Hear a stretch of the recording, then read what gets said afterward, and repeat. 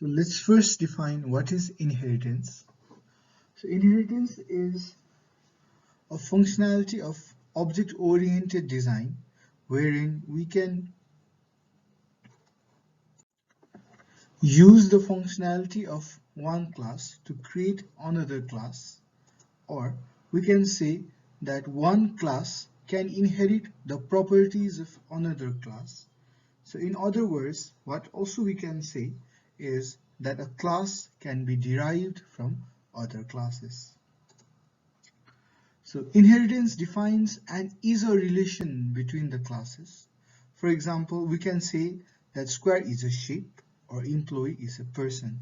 Here, sheep is the superclass and square is the derived class. That is, square is derived from the sheep. So Java also gives us the functionality to define what we can and cannot inherit. So there are some properties that we can inherit and we can define other properties that cannot be inherited. Okay, so let's understand this with an example. Say I have one class that has been derived from another class. Let's say class B has been derived from class A. So what does it mean?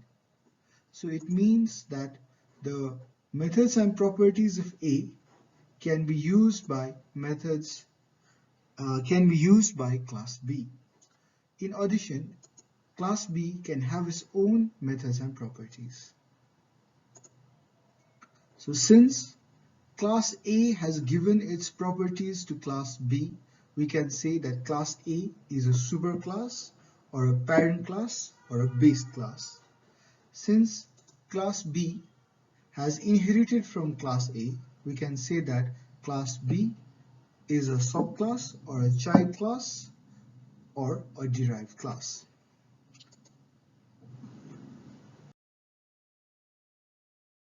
So let's see a real-world example for this. Let us assume that the class rectangle has inherited some functionality from class shape, which makes the class rectangle a subclass and class shape as a superclass. So class shape has three properties of name, area, and perimeter, and a function called displayInfo. So what it means is that a shape can have a name, an area, and a perimeter.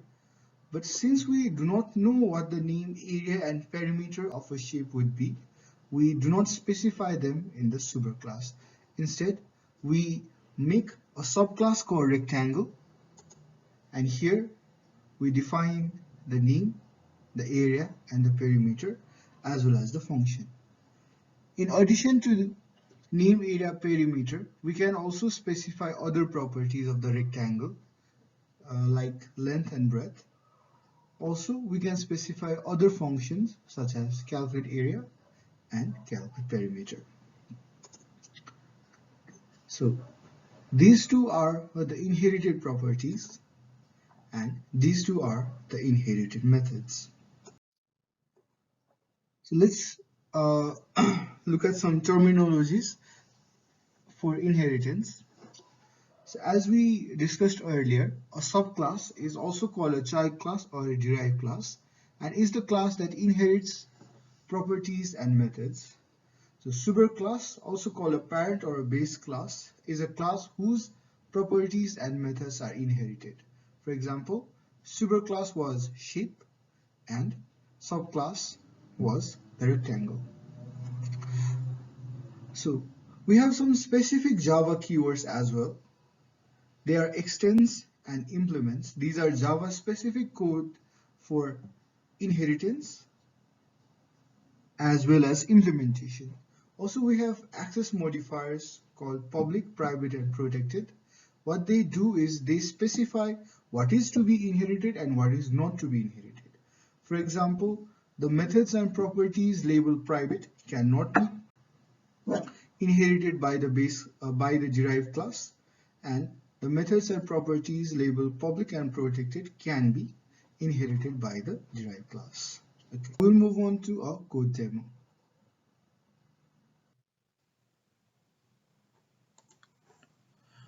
Okay, so we are here in Eclipse. So now let's create our first class, which will be our super class called shape. So let's create a shape class. Okay, so in this shape class, I'll be adding a public property called a name. Then I'll be adding a public function called display info. So what this display info would just do is just display the value of the string called name. So let me just print this value out. System.out.println the name of the shape is name. Okay, so what this code would just do is take the value of the variable called name, and then just print it out. Okay, so this is our base class which has been finished. So now let's create our derived class, and we will name it rectangle. So let's name this class rectangle. Now what we will say is we will say that rectangle inherits something from the class called shape. Then the way we do it is to add the extends keyword. So rectangle extends shape. It means that the methods and properties declared public can be used by the class called rectangle. Okay, so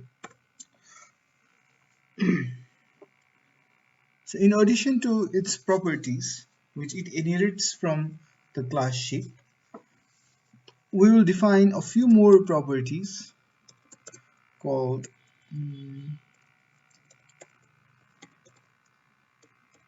public, length, and breadth. So the length and breadth would be the type of integer. Then we will define a function called calculate area. Okay. System.out.println. So we will then print the area of the rectangle. The area of the rectangle is length times breadth. Okay. So we have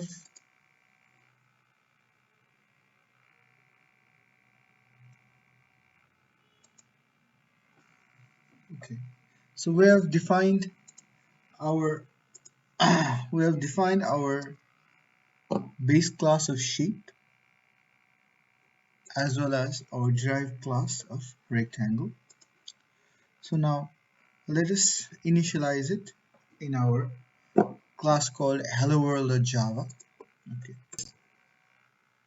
Initialize our derived class called rectangle. So rectangle equals to new rectangle. Okay, now let's see rectangle dot. So if I do rectangle dot, we can see that we have a property here called name, and the rectangle class can use this property name because the rectangle has inherited this property from its base class called shape. So now let us give it a name called rectangle. Okay, So now let's specify the length as 4 and then breadth as 2. So now since the rectangle class has also inherited a method called display info, so let's just print it out, and then we will also print out the calculate area method. Okay, so run this program as Java application.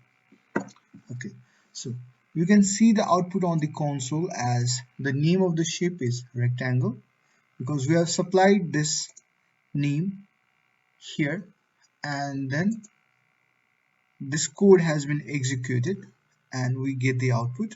The name of the shape is the rectangle.